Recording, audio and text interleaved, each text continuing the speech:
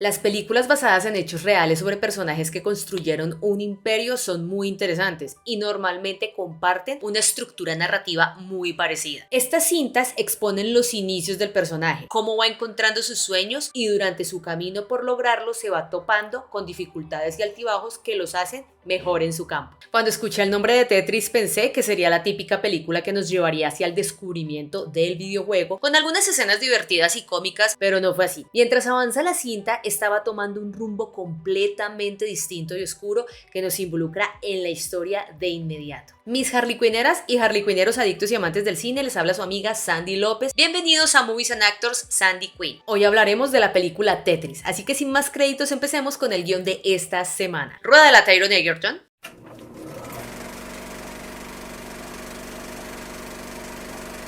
Hoy en día es fácil decir que pocas películas nos generan una gran satisfacción cuando terminamos de verlas. Creo que esto sucede porque de alguna manera todas, o por lo menos la mayoría, tienen una estructura narrativa parecida. Como espectadores ya conocemos esas ideas preconcebidas y ya no nos sorprende. Pero con Tetris pasa algo muy interesante y es que tiene un guión completamente nuevo o por lo menos muy creativo en su manera de contar la historia, la cual permite que nuestra atención esté puesta en ella de principio a fin. La premisa es sencilla. La película basada en hechos reales se centra en las batallas legales que tuvo Hank Rogers durante la Guerra Fría por la propiedad del videojuego y quien descubre el Tetris en el año 1988 y lo arriesga todo viajando a la Unión Soviética, donde une fuerzas con el inventor Alexei Pajitnov para llevar el juego al mundo entero, pero durante ese proceso se mete en una peligrosa red de mentiras y corrupción. La película logra que veamos no solo la punta del iceberg, sino que nos sumerge en su historia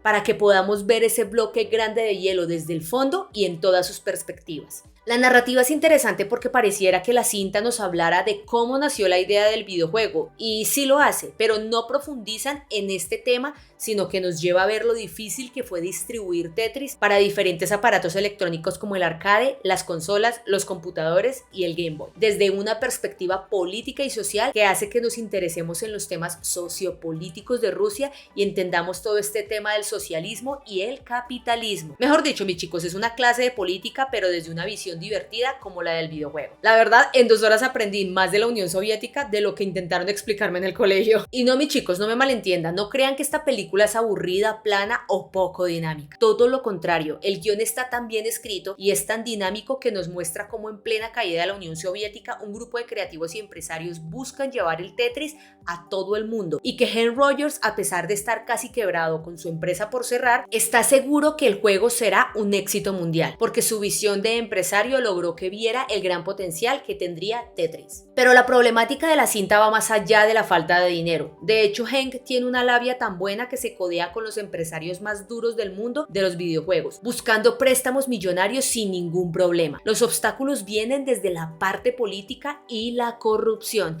ya que el videojuego fue creado por un ruso en los años 80 y en esa época el país estaba sumergido en el comunismo. El comunismo es un sistema político, económico y social que defiende la ideología en la que no existe la propiedad privada y los medios de producción estarían en manos del Estado, que distribuye los bienes de manera equitativa según las necesidades. Esto entre otras cosas. Y ustedes me dirán, ¿y yo para qué quiero saber eso, Sandy? Háblame de la película. A ver, mis chicos, para allá voy. Calma, calma. Pues resulta que en esa ideología política se vieron envueltas las personas que quisieron distribuir Tetris, ya que el juego salió de Rusia, pero este le pertenecía al Estado y no al creador, por lo que si el diseñador del juego vendía su creación estaría infringiendo las leyes de Rusia y podría ir a la cárcel. Es decir, no tenía control sobre el videojuego. Si hacía algo que salía de su propia mente, le pertenecía inmediatamente al Estado ruso. Y es en esa problemática en la que se centra la película. Como llegaste hasta aquí, también llegó el momento de pedirte que te suscribas al canal. Deja tu bonito like y tu valioso comentario. Recuerda que después de ver todo el video puedes seguirme en mis redes sociales y página web, donde encontrarás más contenido del mundo cinematográfico. Allí entra el distribuidor del videojuego. Rusia restringía la entrada de extranjeros, especialmente estadounidenses, por lo que Hank tampoco tuvo fácil la entrada al país para hablar de manera civilizada e intentar hacer negocios con empresarios rusos. Pero la película no solo es atractiva desde esa perspectiva, sus efectos juegan un papel importante, que aunque son simples, hacen que por momentos estemos sumergidos en un videojuego. Cuando en modo de transición de una escena a otra hacen edificios pixelados para luego luego mostrarnos el video real,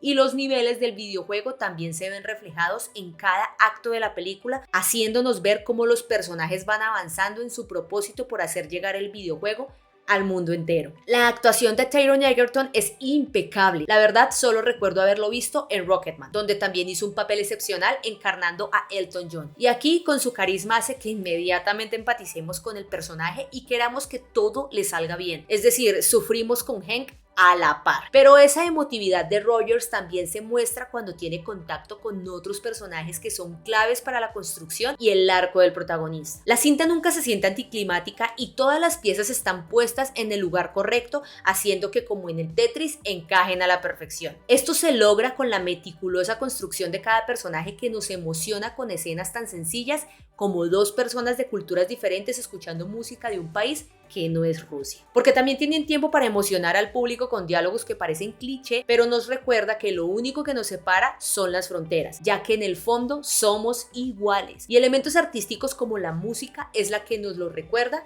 y nos une. Siento que la película tiene alma porque desarrolla una relación interesante entre el creador del videojuego y el distribuidor, haciendo que la movie se nos vuelva adictiva como el videojuego y queramos seguir jugando al ritmo de Tetris hasta cuando este se acelera. La película logra lo mismo con una persecución en autos que también se pixelan y cambian de color cuando van perdiendo la partida. Lo curioso es que esta aceleración de la persecución se da porque los personajes han logrado una conexión y eso los convierte inmediatamente en cómplices y buenos amigos. Pero la banda sonora, mis chicos, no se queda atrás. Esta también juega un papel importante que nos lleva a la década de los 80 con canciones como The Final Countdown o I Need a Hero, y la música característica del Tetris, que conforme avanza la película su música también se va acelerando para que sintamos la presión que vivimos con el juego. La película tiene de todo. A simple vista parece un drama biográfico, pero conforme avanza la cinta empiezas a ver un thriller policíaco, suspenso, humor y hasta un poco de terror, porque no sabes qué puede pasar con los personajes protagonistas que se encuentran sumergidos en una política que vigila todos sus movimientos, haciéndolos sentir acechados por algo que para el resto del mundo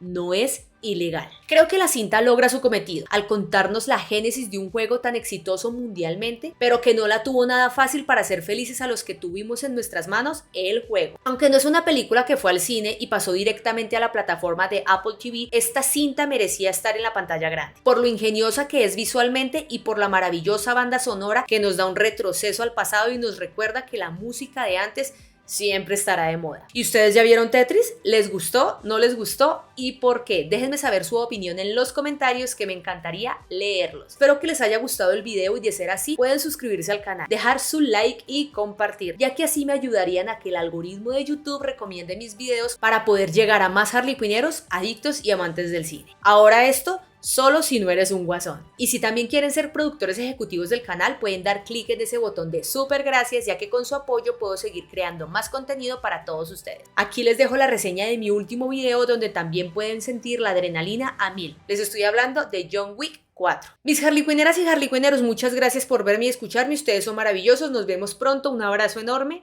Chao, chao.